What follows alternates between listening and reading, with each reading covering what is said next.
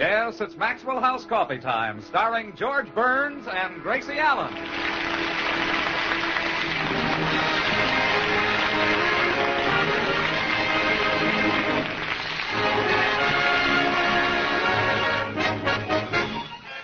With yours truly, Toby Reed, Doris Singleton, Hans Conried, Gail Gordon, Meredith Wilson and the Maxwell House Orchestra, and Bill Goodwin. For America's Thursday night comedy enjoyment, it's George and Gracie.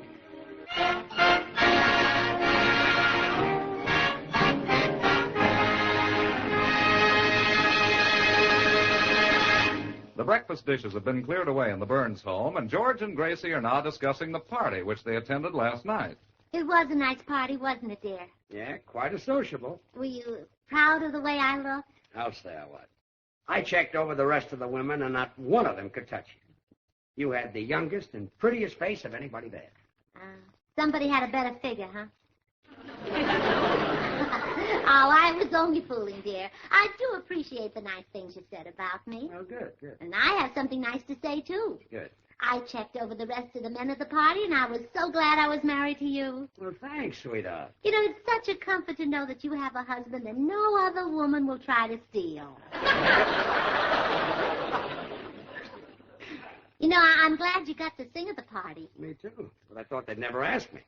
I kept hinting for hours. I know. Funny the way it finally happened. Somebody switched off the lights, and then a guy said, "How about a song from Burns?"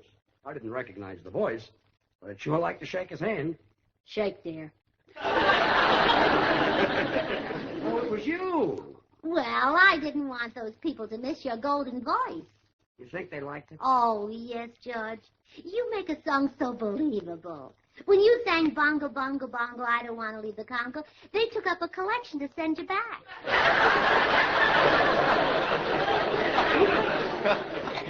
Say, wasn't that a strange accident that happened when I started my second number?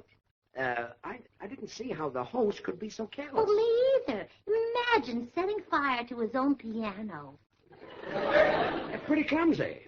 Say, you know who really had a good time at the party? Who? Bill Goodwin. Oh, what a Romeo that guy is. The way the girls throw themselves at him. Yeah, and the way he never ducks.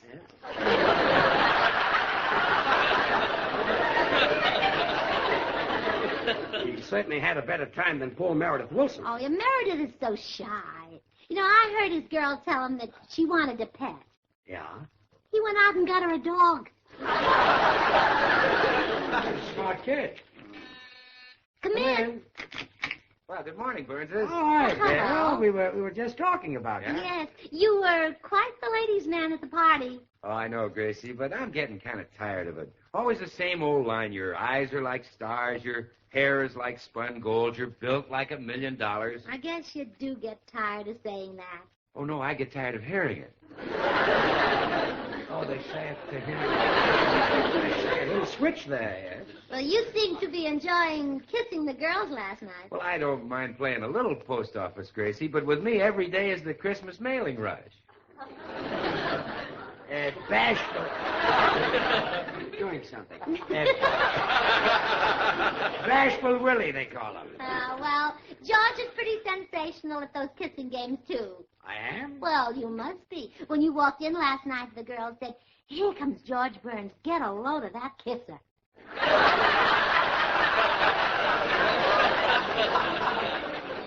wonder how they meant that. Oh, look, here comes Didn't get Meredith it? up the wall. What? Oh, Meredith? Oh, yeah, that poor guy didn't get anywhere with his girl last night. Don't be too sure, George. When he left the party, I told him to go up on Mulholland Drive and park. Come in. Hello. Hello, Meredith. Hello, Mayor. Say, kid, did you drive up on Mulholland and park last night like I told you? Yes, I did, Bill. The minute I took my date home, I rushed right up there.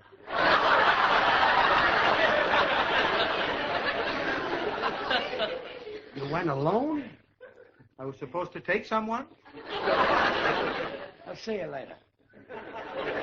Certainly you were supposed to take someone. That's what makes it fun. Really? Well, sure. Would you care to accompany me tonight, George?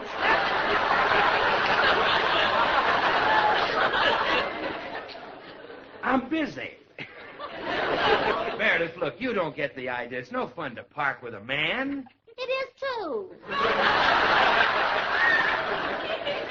Gracie, Hey, don't confuse the poor guy.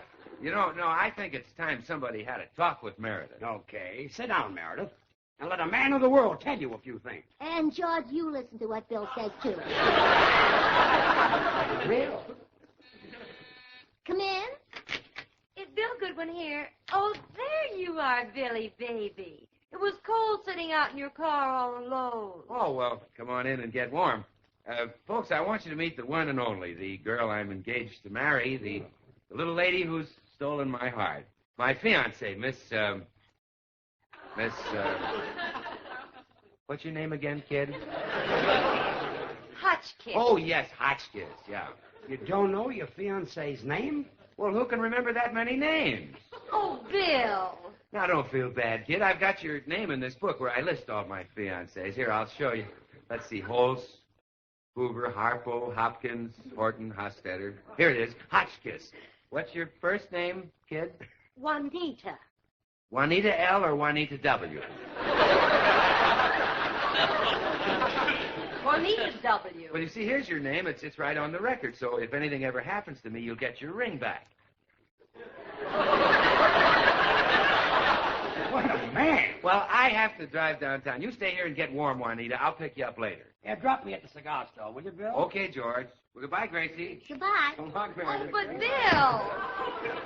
Oh, gee, the way he treats me, I think I'll throw myself at the first man I see. Any man. I don't care if he's the dumbest rip in town. Miss Hotchkiss, permit me to introduce Meredith Wilson.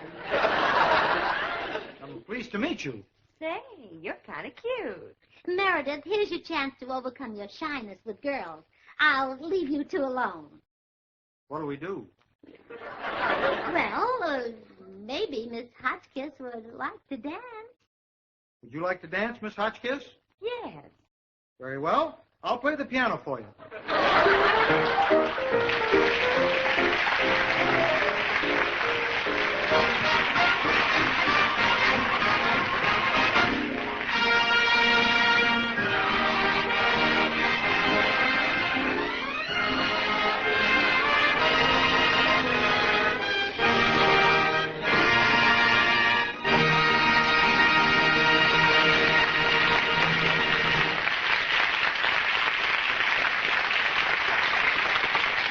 Worried by Meredith's continued bashfulness around girls, Gracie has gone to consult with her next-door neighbor, Dr. Miller, the psychiatrist. You know, he's really a pitiful case, Dr. Miller. Girls just frighten him to death. They actually terrify him. Oh, you should see the way they make him blush. He gets so red that I'm afraid the Senate will investigate him. Tell me, Gracie, just what he does in the presence of a woman. Well, say he's in our living room with the girl right now. I can see them through this window. Good. Give me a full report, and I'll take notes. What are they doing? Well, the girl is on the sofa.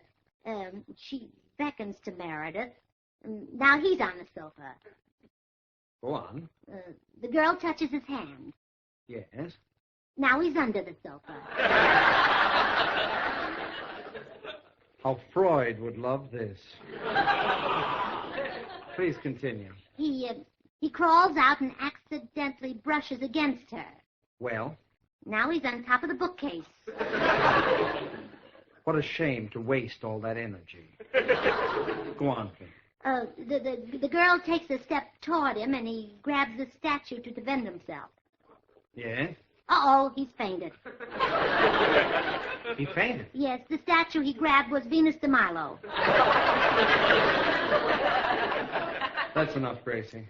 As it is, my colleagues will accuse me of inventing him. What's wrong with the poor man, Dr. Miller? Why doesn't he like girls? Well, Gracie, in psychiatric terminology, I'd say that a fundamental introversion, coupled with manic trepidation, has set up an aberrant form of obverse fetishism, which renders him devoid of the basic amatory responses. What does that mean? He's a schmo.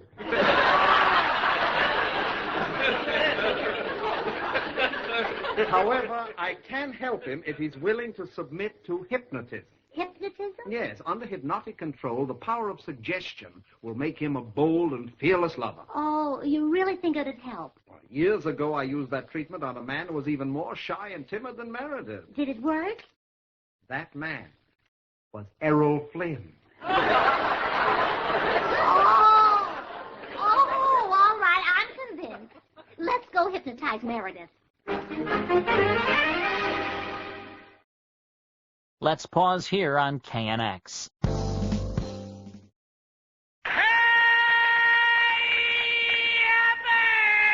Dimension X. George Burns and Gracie Allen. Hopalong Cassidy. Edgar Bergen. The Shadow. John and Blanche Bickerson. The Whistler. Listen to the best in spoken word audio at MediaBay.com. Old-time radio, audiobooks, audio newsstand editions, and more. MediaBay.com. The best voice on the net. Yeah. Now for the conclusion to the Burns and Allen Show here on KNX.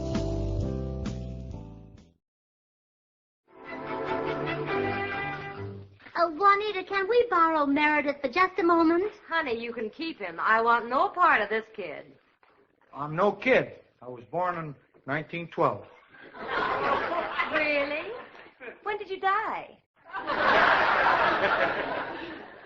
Step into the next room, Meredith. Meredith, Dr. Miller would like to put you to sleep. Very well. I'll run home and get my nightshirt. That won't be necessary, Meredith. I'm going to hypnotize you. Oh? Will it take long? Well, that depends on the strength of the subject's mind. The stronger the mind, the longer it takes to bring on sleep. All right. Let's try it. Meredith, you're growing sleepy.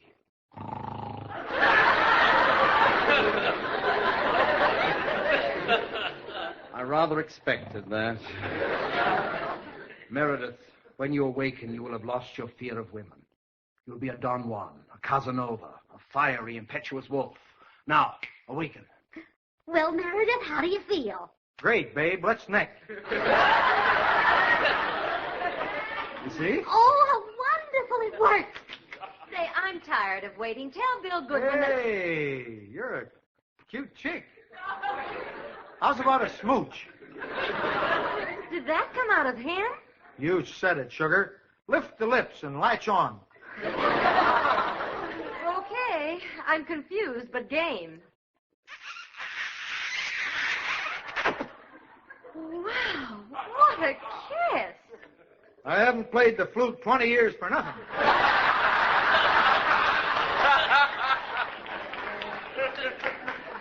And I thought Bill Goodwin was a wolf. Oh, not compared to Meredith.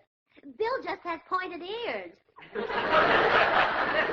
Meredith's whole head comes to a point.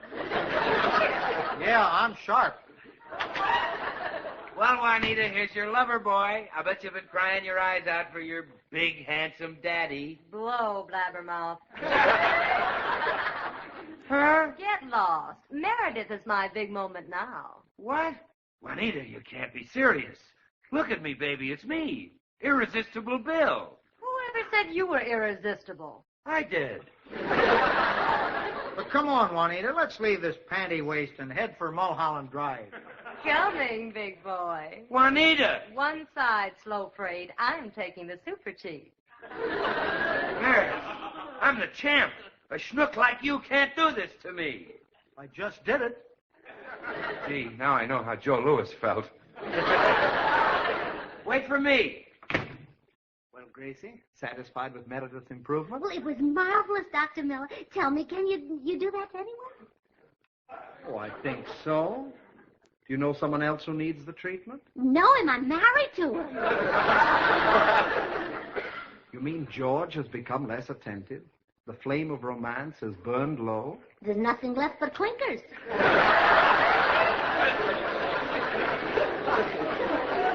Why, surely there must be some romance left in the man. Doesn't he ever ask you to put your arms around him? Only when he wants me to button his suspenders. I see. And he never kisses me anymore. Well, perhaps he would if you puckered up and gave him a hint. Well, I doubt it. Hello, honey. Oh, hiya, Doctor. George, would you like me to put my arms around you? Why, my suspenders unbuttoned? Now, you see, Doctor? Hint for the kiss. Look, George, my lips are all puckered up. Does that give you an idea? Yeah. Go right in the kitchen and get some of those dill pickles. bring you in, Doc. Oh, Bungo.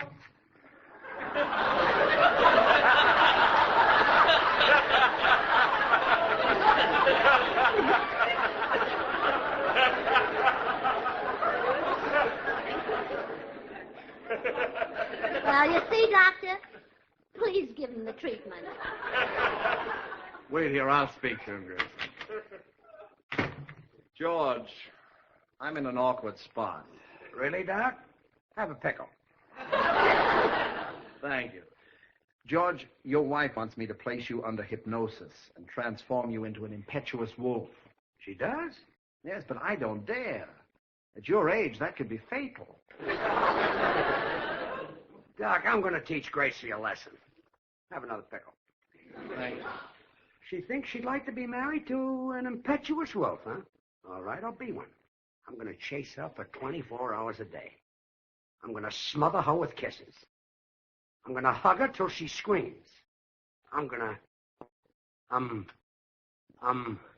Yes? I'm tired already.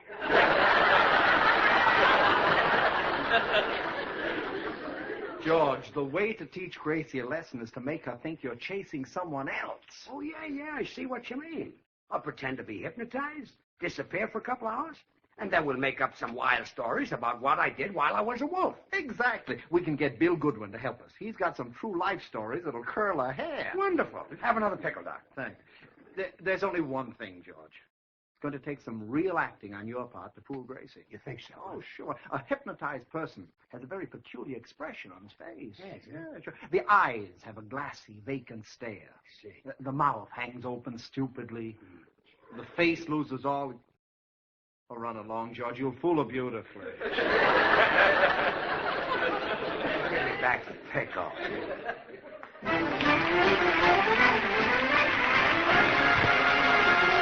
Now, have you got it straight, Bill? We want Gracie to think that I have hypnotized George and turned him into a irrepressible wolf. Are you sure you mean that, Professor? Yes, it's a good one. Well, Bill, Yes. You make up a story about me. That's what he means. Okay, George. See, a big story. Uh-huh. Yeah. Well, let me see. Oh, I'll tell Gracie that you were running down Hollywood Boulevard with 100 women chasing you. Is that enough women? Yeah. Okay.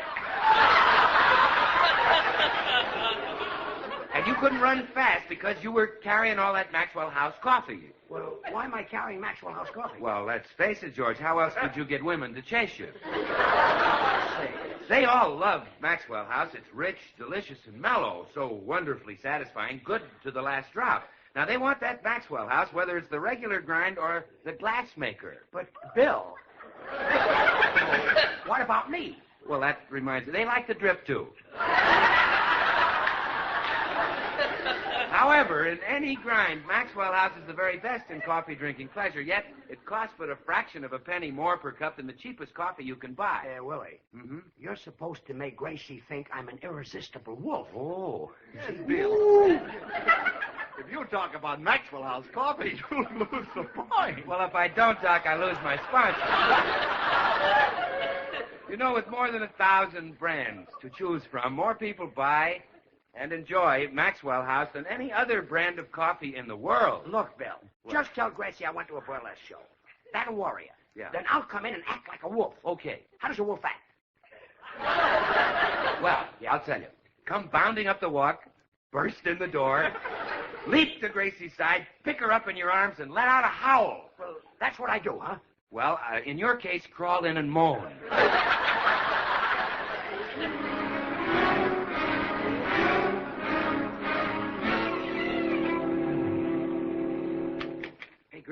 Gracie, I just saw George. Oh, thank goodness, Bill.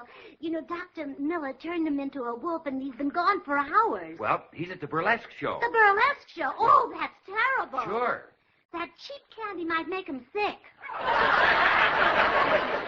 Gracie, it's worse than you think. The last I saw George, he was surrounded by 27. Count 'em. 27 chorus girls. He was hugging them and kissing them. And... That does it. Hugging and kissing, was he? Well, I'm going to get my hat and coat and go right down there. Oh, it's no use, Gracie. You can't stop it. I don't want to stop it. I just want to get in on it. Oh, I see. Well, here comes George up the walk now. Well, it's about time. You go out the back way, Bill. I've got a few things to say to that little old gray wolf. Yeah, okay, Gracie. I'll see you later. 27 chorus girls. Hiya, baby. Got any raw meat in the icebox? I'm hungry. George, I don't like you this way. Did you really go to that awful burlesque show? Yep. Then I headed for Mulholland Drive. But the car wouldn't make the hill. Why not? 27 chorus girls are quite a load. I even put Ethel in the gas tank. My goodness. You were crowded. Oh, yes. Quite a crowd. Girls piled on my lap, 60. I beat them all, but they climbed right back again. Oh, George, you shouldn't do that. I'm too brutal, huh? No, too brittle. Well, kid, now you know what it is to be married to an irresistible lover. A guy who's loaded with sex appeal. Oh, I wish I'd never heard of hypnotism. Well... Come in. Howdy, little lady. Oh, hello, Mr. Judson. Say, you sound depressed, little lady. Something wrong? Well, yes, there is. My husband has got too much sex appeal. He's so irresistible that he fascinates all the women. Why, I didn't know he was from Texas. Mr. Judson. Now, in that case, he ain't to blame. Us Texans is just natural-born ladies' men. We ain't only got the know-how, we got the do-how. But, Mr. Judson... Now, it ain't his fault if the women stampede all over him. Why, the gals even got a saying, nobody necks us that don't come from Texas. But, please, Mr. Judson... Well, now, I don't like to see you unhappy, little lady, but in this case, I gotta side with your husband. He can't help being a lady killer. He's handsome, he's virile, he's from Texas. But he's not from Texas. He ain't from Texas? No. You mean this dried-up little squirt is stepping out on you? Wait a minute. You think you're a ladies' man just because you're from Texas. They wouldn't look at you if you didn't have money. Money? Well, I only got a piddling $26 million. I thought it was $25 million. Yeah, well, we had a little trouble down home. The kids was playing football in my backyard. Well, my youngest boy went to kick a goal, stubbed his toe on the ground so hard he broke the topsoil, and up come another darned oil well. You call that trouble? He missed the goal. Did he play with USC Saturday?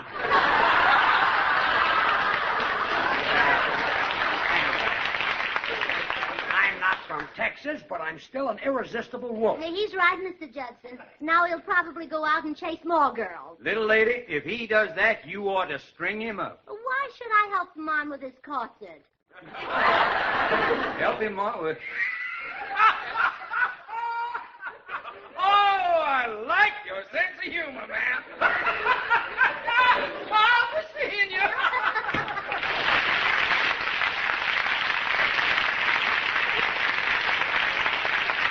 Gracie, I'm going out to do some hooting and howling. Those 27 chorus girls are waiting for me, Oh, you know. dear, if that hypnotism would only wear off and you get back to normal. Not a chance.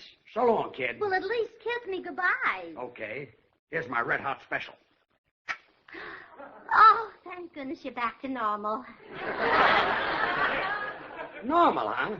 Well, how come you still got your arms around me? Well, your suspenders need buttoning. Oh, fine.